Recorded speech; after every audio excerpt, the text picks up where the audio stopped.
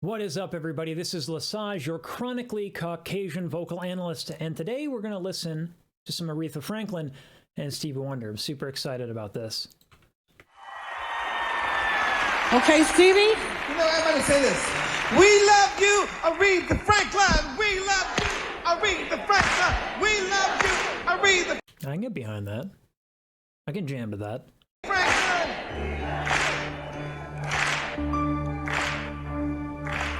You have no idea, after so many miles, how good you guys look to me. You just don't know.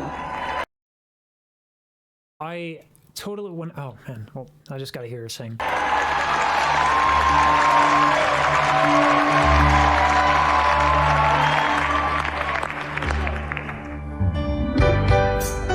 Hey! Written and produced by Mr. Stevie Wonder. Called Even her speaking voice has this grace, you know what I mean? me late one night and said, Ree, I got a song for you. I said, I'll take it. He said, send somebody down to get it. Yeah. Ooh. It's so easy for her. I used to have this, like, kind of, I think it's a misconception I think a lot of people have about Aretha Franklin, unless they're regular listeners, right? Like, you think of Aretha Franklin, you think super big power, but it's actually, like, really clean. Get it.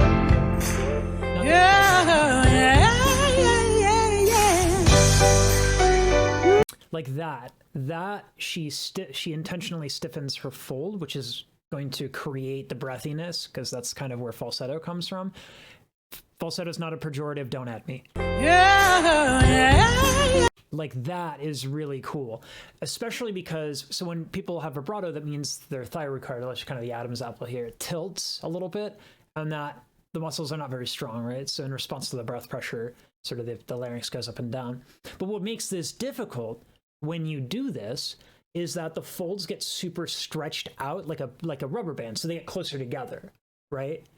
So because they're closer together, you actually have to do significantly more work to make that breathy. Specifically, you need less air. Most amateurs will create breathiness by massively exhaling and flipping the folds open.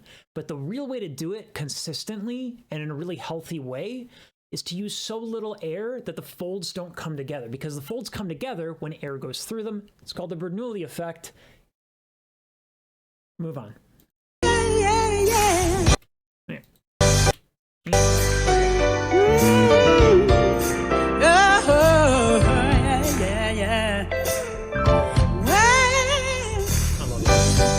Sound good.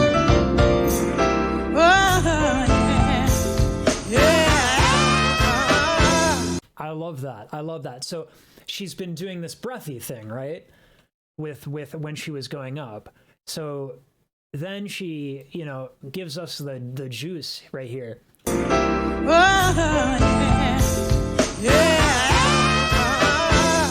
That is a contraction of the areoepiglottic sphincter, twang, if you will.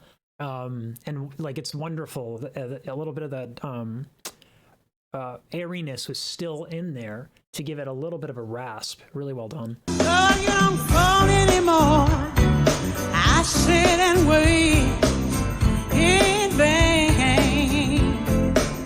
Well, I'm gonna rap on your door. Tap on your window bell. Tap on your window. I love it. And this especially works really well because she's performing with Stevie Wonder. I'll point out when it happens. She is using nasality for the sake of, like, color, right? Like, but the reason it's not obnoxious, and it's just like a little bit of a twang and a bite, the reason it's not obnoxious is because her breath isn't super forceful. If you use nasality to compensate for excessive air, because like once those nasal passages are open, it's like a release valve, right? So it's really easy if you have too much breath to just kind of go to the nose. But we know what that sounds like. And if you haven't heard that before, avoid it. It's unpleasant. This is not that. This is really, really nice breath control, and then using a little bit of nasality. And it's subtle, but it sounds really cool. Tap on your window bell. That's what I'm talking about right there. I love it. I wanna tell you, baby, changes I'm going through. Missing you. I don't know if y'all hear that sax, that really low sax. That's dope. Missing you. Till you come back to me. That's what I'm gonna do. Why did you have to decide? So that's the nasality that I'm talking about. I like this aesthetic a lot. You had to set me free. I'm gonna swallow my pride. Beg you, Aretha, please, with a 16. Oh, yeah. I'm gonna walk my myself. The girl that loves you. I'm just real, baby.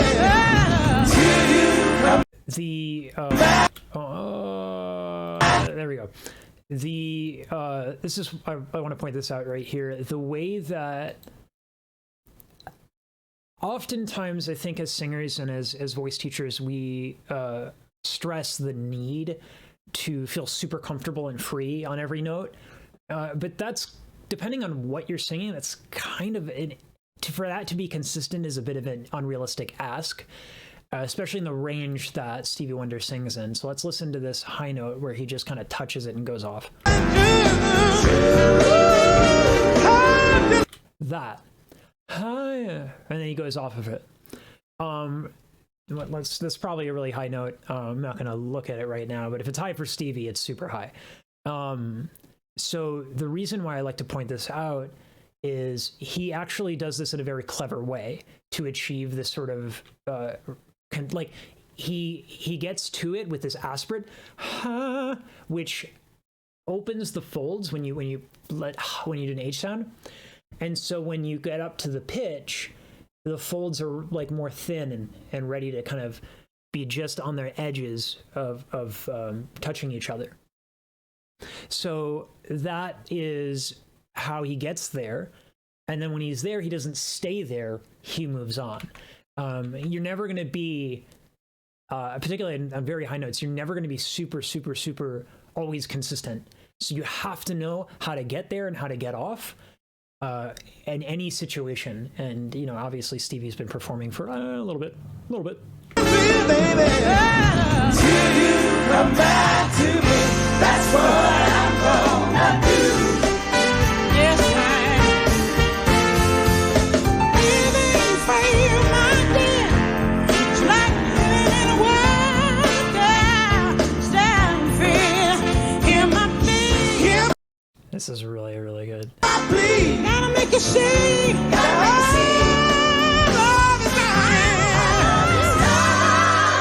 Although you found you. I gotta hear that again. This is such a great play off of each other.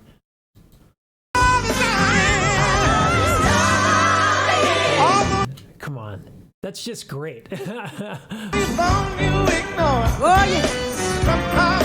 Somehow must, Yeah. somehow must explain. Yeah, come on, sing some more. Well, I'm gonna Tap on your door. tap on your window.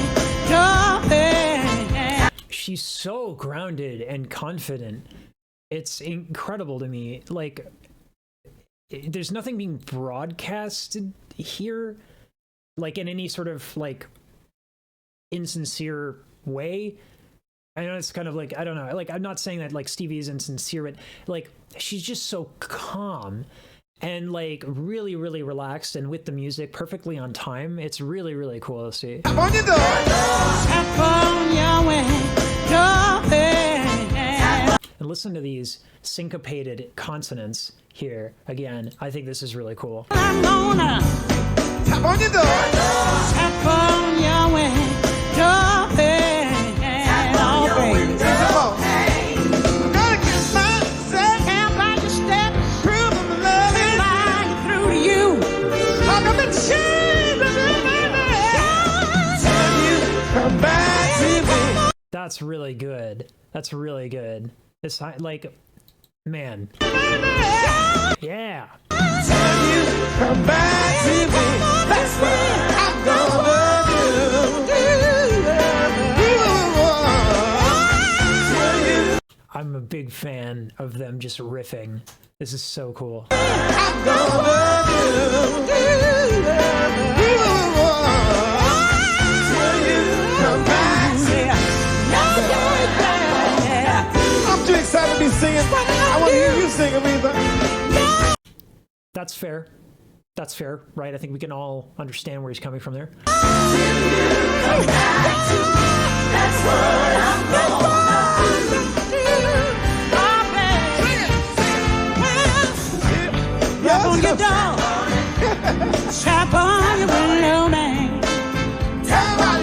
This is another really cool thing to do with the tone when you're singing.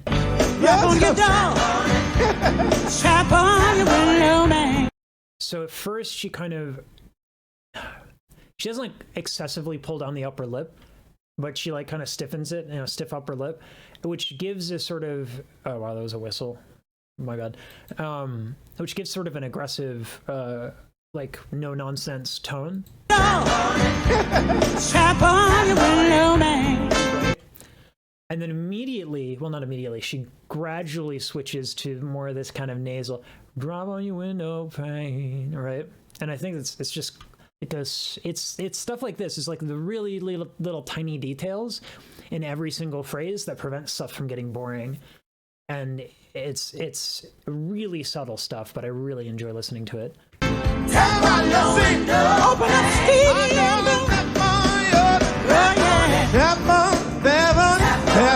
Tap on your window, babe. I'm gonna on your door. Rap on it. Tap on your window, babe. I'm gonna tap on your door. Come on, we gotta love that. I'm gonna tap on your door. Tap on it, tap on it. Come on, I live for this, right? Like, there's only 2 seconds left, which is criminal, but like, look, great band, great backup singers, everyone's top tier. I love it. But just hearing Aretha and Stevie go off, I love it. Tap on it, tap on it. And what a treat. This is my new ending thing where I do the thing.